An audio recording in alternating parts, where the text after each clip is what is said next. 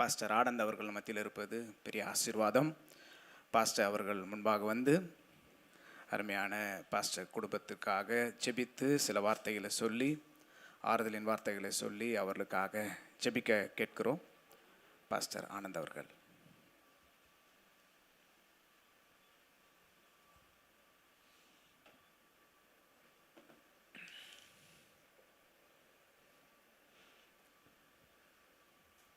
ஆண்டவரும் இரட்சகருமாகிய இயேசு கிறிஸ்துவின் ஈடு இணையற்ற நாமத்திலே என்னுடைய பாசத்திற்கும் அன்பிற்கும் உரிய அன்பண்ணன் கல்யாண்குமார் அவர்களுக்கும் பிள்ளைகளுக்கும் உற்றார உறவினருக்கும் ஆறுதலும் சமாதானமும் பெருகுவதாக.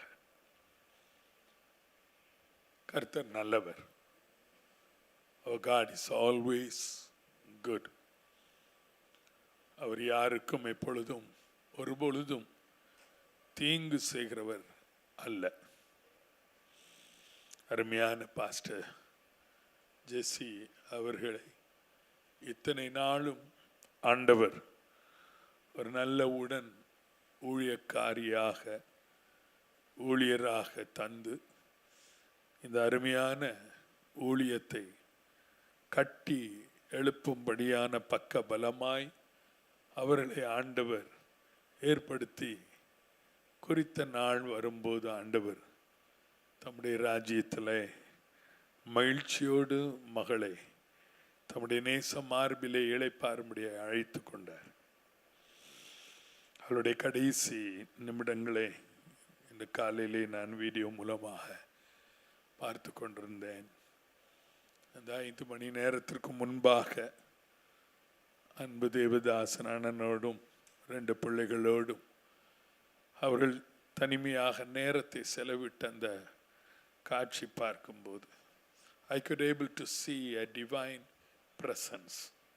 அவருடைய முகத்திலே ஒரு தெய்வீக பிரசன்னத்தை காண முடிந்தது.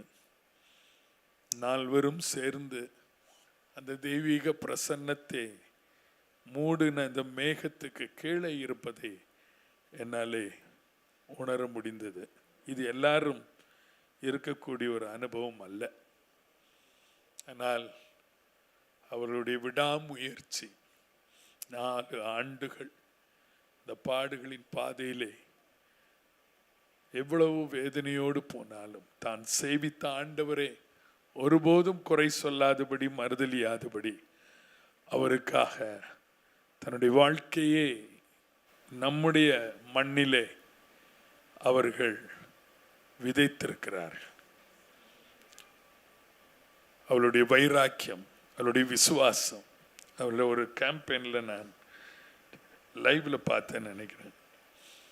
ஹாஸ்பிட்டல்லேருந்து வந்து நேரம் வந்து அது எத்தனாவது நாள் அல்லது எத்தனாவது மணி நேரம் தெரியாது, சிக் பீப்புளுக்காக அந்த கூட்டத்தில் உள்ளே போய் தலையில் கை வச்சு இந்த ஹீலிங் நடத்துறதை பார்க்கும்போது இந்த அம்மாவுக்கு இந்த பலன் எங்கேருந்து தான் வந்ததோ என்று நான் வியக்கத்தக்க நிலையில் ஆண்டவர் நிச்சயமாகவே ஒரு பெரிய கிருபை தான் அவர்களுக்கு தந்தார்.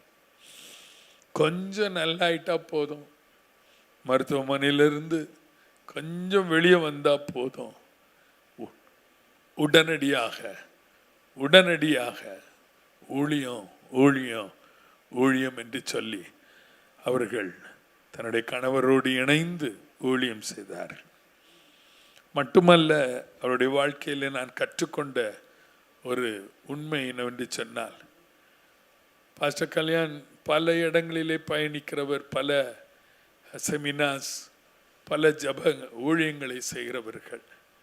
அவர்கள் என்ன ஊழியம் எந்த இரவு முழுவதும் செய்தாலும் அவர்களை தடை பண்ணாதபடி தன்னுடைய பலவீனத்தின் மத்தியிலும் தன்னுடைய அன்பு கணவரை முன்னாலே ஊழியத்தின் பாதையிலே ஒருபோதும் கேப் விடாமல் ஊழியம் செய்யும்படியாய் ஊக்குவித்த ஒரு போதகர் அம்மா. இன்றைக்கு இவ்வளவு பிரசன்னத்தில், தேவ பிரசன்னத்தில் இவ்வளவு அமைதியாக நாம் எல்லாரும் உட்கார்ந்திருக்கிறதுன்னு காரணம் it shows the divine presence.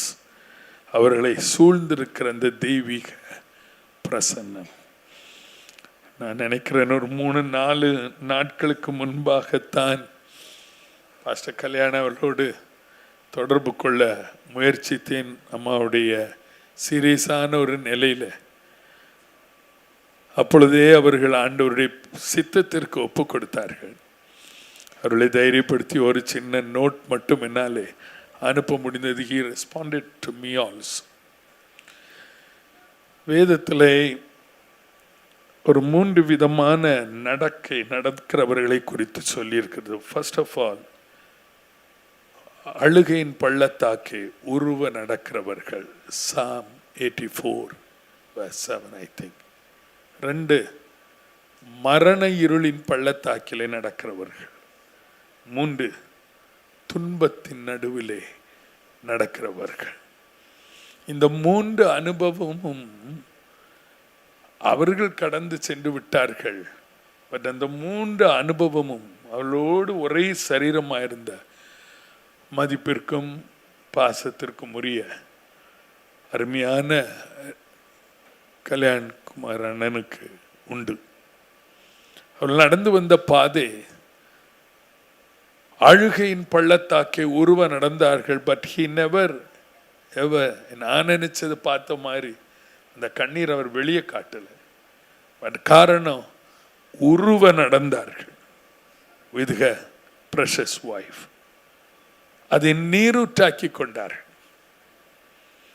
இந்த நாளிலே ஆண்டவர் பாஸ்டர் கல்யாணம் அவர்கள் கொடுப்பது, எங்கெங்க ஊழிய குளங்கள் நிரம்பாம இருக்கும் அந்த குளங்கள் எல்லாவற்றிலும் அவருடைய ஆண்டவருடைய தெய்வீக மழை is going to fill. அந்த குளங்களை நிரப்ப போகிறது. அந்த மழை, the rain of blessings. 2வது, அதே சங்கீதக்காரன் சொல்லுகிறார் 138ஆம் சங்கீதத்திலே, நான் துன்பத்தின் நடுவிலே நடந்தாலும் நீர் என்னை உயிர்ப்பிப்பீர். எஸ், நீ வெளியே அண்ணன் நல்லாதான் இருக்காரு, சந்தோஷமா இருக்கிறது போல தோன்றும். But if you open his heart, spirit, man, எந்த அளவிற்கு அவர் துன்பத்தின் நடுவிலே போயிருக்கிறார் என்பது நாங்கள் அறிந்த உண்மை. ஆனால் ஒரு நாளும் ஒரு நெகட்டிவ் கன்ஃபெஷன் அவருடைய வாயில வந்ததை நான் பார்க்கவே இல்லை. ஜெசி எப்படி இருக்காங்க? நல்லா இருக்கிறாங்க. பட் அவளுடைய இருதயமானது, அவளுடைய வாழ்க்கை all through these 4 years துன்பத்தின் நடுவிலே நடந்தவர். இன்றைக்கு அவருடைய உள்ளான மனுஷனிலே ஆண்டவர் ஒரு உயிர்ப்பிப்பை தருகிறார். அந்த ஸ்பிரிட் மேனை ஆண்டவர் ரிவைவ் பண்ணுகிறார். வை? தொடர்ந்து அவருடைய ஊழியத்தை செய்ய முடியாது. எனக்கு தெரியும், அவர் ஒரு நாளும் ஊழியத்தில் காலை பின்ன வச்சதே கிடையாது, வைக்கிறவரும் அல்ல. என்ன வந்தாலும் சரி, let come what I will walk. அந்த கோலுக்கு நேராக நான் நடப்பேன். Kalyan, God is going to give you the grace. அந்த ரிவைவிங் கிரேஸ் உங்களுக்கு தந்து உங்களை இன்னும் முன்னேற செய்வார். கடைசியாக, மரண இருளின் பள்ளத்தாக்கிலே நடந்தால், Psalm 23 verse 4, பொல்லாப்புக்கு பயப்படேன். அந்த வசனம் பாஸ்டர் ஜெசி, மரண இருளின் பள்ளத்தாக்கில் நடந்தால் பொல்லாப்புக்கு பயப்பட்டவர்கள் இல்லை. அதே போலதான் கூட எல்லா நிலைகளிலும் அந்த மரண இருளை பள்ளத்தாக்கே கண்டவர் பாஸ்டர் கல்யாண். பொல்லாப்புக்கு அவர் பயப்படவில்லை. ஒரு சில 2, 3, 4 நாட்களுக்கு முன்பாக அவருடைய மெசேஜை நான் பார்த்தேன். பொல்லாப்புக்கு பயப்படவில்லை, தேவ சித்தம் எதுவோ அது நிறைவேறட்டும் என்று முற்றிலுமாய் ஒப்பு கொடுத்த ஒரு ஸ்டேட்மெண்ட்டை உலகம் அறிய அவர் வெளியிட்டார். எல்லாரும் செய்ய முடியாது, ஜெபம் பண்ணுங்க ஜெபம் பண்ணுங்க. ஆனால் அவர் அப்படி அல்ல. Let the will of God be done. தேவ சித்தம் நிறைவேற ஒப்பு கொடுத்தவர். காரணம் என்ன தெரியுமா? உமது கோலும் உமது தடியும் என்னை தேற்றும். அவரை இப்பொழுது தேற்றி வைத்திருப்பது his staff and his rod. ஒரு ராடு போல நமக்கு இருக்கலாம், பட் அது தேற்றுகிற ராட் தான். கோல் எதை காண்பிக்கிறது? அவருடைய வசனம். அவருடைய வசனம்தான் அவரை தேற்ற வேண்டும். அந்த சங்கீதத்தின் கடைசி பகுதி சொல்லியிருக்கிறது, ஜீவனுள்ள நாளெல்லாம் நன்மையும் கிருபையும் என்னை தொடரும். நான் தொடருவேன் என்று சொல்லவில்லை. I will follow the goodness and mercy of the Lord all through my life. No. Goodness and mercy shall follow me all through my life.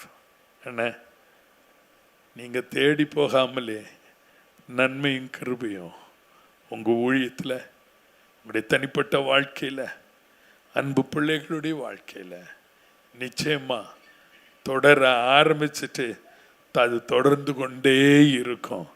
அந்த நன்மையும் கிருபையும் தொடர துவங்கினது யாருன்னா பாஸ்டர் ஜேசி. அவங்க தொடர்ந்துட்டு ஓடி முடிச்சிட்டாங்க. நீங்க எப்போ பின்னால இப்படி திரும்பி பார்த்தாலும் பாஸ்டர் கல்யாண் நன்மையும் கிருபையும் தான் உங்களை தொடர்பு பார்ப்பீங்க. பழைய வைராக்கியத்தோடு அல்ல, புதிய ஒரு வைராக்கியத்தோடு புதிய பலனோடு கர்த்தர் உங்களை ஊழித்தே முன்னேற்றுவார். அழுகையின் பள்ளத்தாக்கி உருவ நடந்தவர்கள், துன்பத்தின் நடுவிலே நடந்தவர்கள், மரண இருளின் பள்ளத்தாக்கிலே நடந்தவர்கள், ஜீவனுள்ள நாளெல்லாம் நன்மையும் கிருபையும் அவர்களை தொடரும். கர்த்தருக்கு காத்திருக்கிறவர்கள் புது பலன் அடைந்து கழுவை போல சட்டைகளை அடித்து எழும்புவார்கள். ஓடினாலும் இளைப்படையார்கள், நடந்தாலும் சோர்ந்து போகார்கள். இந்த ஊழியத்தையும் கர்த்தர் தொடர்ந்து தாங்குவார். பாஸ்டர் ஜேசி ஜெபிச்ச ஒரு ஜபமாவது, not even a small single prayer, பதில் பெறாமல் போகவே போகாது. ஒரு கிரேட் ரிவைவல் இஸ் வெயிட்டிங். ஜெபம் பண்ணுவோமா? அன்புள்ள ஆண்டவரே, இந்த துக்ககரமான சூழ்நிலையில் நீர் கொடுத்திருக்கிற இந்த நல்ல வார்த்தைக்காக உமக்கு ஸ்தோத்திரம். அழுகையின் பள்ளத்தாக்கு தான் பாஸ்டர் ஜேசியும் அருமையான பாஸ்டர் கல்யாண்குமார் அண்ணனும் அதை உருவ நடந்து அதை நீரூற்றாக்கி கொண்டார்கள். துன்பத்தின் நடுவிலே நடந்தார்கள்.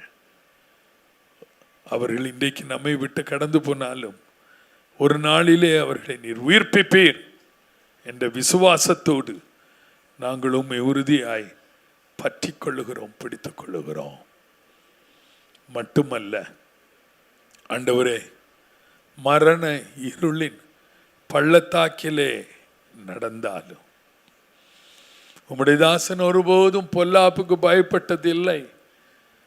பாஸ்டர் ஜேசி அவர்களும் பொல்லாப்புக்கு பயப்பட்டதில்லை. காரணம், தேவரீர் அவர்களோடு இருந்தீர். அவருடைய கோல், உம்முடைய தடியும் அவர்களை தேற்றினது. இன்றைக்கும் இந்த நிலையில விசேஷித்த விதமாக பாஸ்டர் கல்யாண் அவர்களை உம்முடைய கோலும் உம்முடைய தடியும் தேற்றுவதாக. ஜீவனுள்ள நாளெல்லாம் நன்மையும் கிருபையும் அருமையான பாஸ்டர் ஜேசியை தொடர்ந்தது போல ஆண்டவரே அவர்களையும் தொடரும் என்பதிலே எவ்வளவேனும் சந்தேகம் இல்லை. அவர்களுக்கு கொடுத்த ஒரு நல்ல மகிமையான முடிவுக்காக உமக்கு ஸ்தோத்திரம். அவருடைய முகத்திலே நாங்கள் காண்பதெல்லாம் தெய்வீக பிரசன்னம், திவ்ய பிரசன்னம். அந்த பிரசன்னத்தினால் அவர்களை நிறைத்து நிறைத்து உம்முடைய ராஜ்யத்திலே அழகாக அவர்கள் பிரவேசிக்க தந்த கிருபைக்காக உம்மை ஸ்தோத்திரிக்கிறோம்.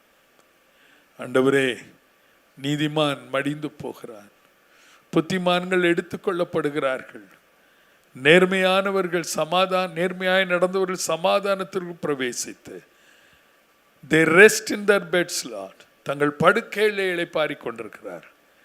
பாஸ்டர் ஜெசி மரணம் அடைந்தார்கள் என்று நாங்கள் சொல்லவில்லை. She had entered into a heavenly abode with a great rest. போதும் என் மகளே, வா என்னிடத்தில் வந்து இளைப்பார் என்று நீர் சொன்னீர். உம்முடைய ஆசீர்வாதம், மாறுதல், அன்பு பாஸ்டர் கல்யாணோடு, அன்பு பிள்ளைகளோடு தொடர்ந்து இருப்பதாக. வந்திருக்கிற உறவினர்கள், ஆண்டவரே, அன்பு விசுவாச மக்கள் எல்லாரையும் மாற்றி தேற்றும். தேவ கிருபை கூட இருப்பதாக இயேசுவின் நாமத்தில் வேண்டிக் கொள்கிறோம் பிதாவே. ஆமேன், ஆமேன். கர்த்தருடைய ஆறுதலும் சமாதானமும் அன்பு போதகரோடும் அவருடைய குடும்பத்தாரோடும் தொடர்ந்து இருப்பதாக. நாம் தொடர்ந்து பாஸ்டருக்காக ஜெபிக்க வேண்டும். அதுதான் நம்மேல் விழுந்த கடமை. கர்த்தர் நிச்சயமாய் அவர்களை ஆசீர்வதிப்பார், அவர்களை நடத்துவார், பெரிய காரியங்களை செய்வார்.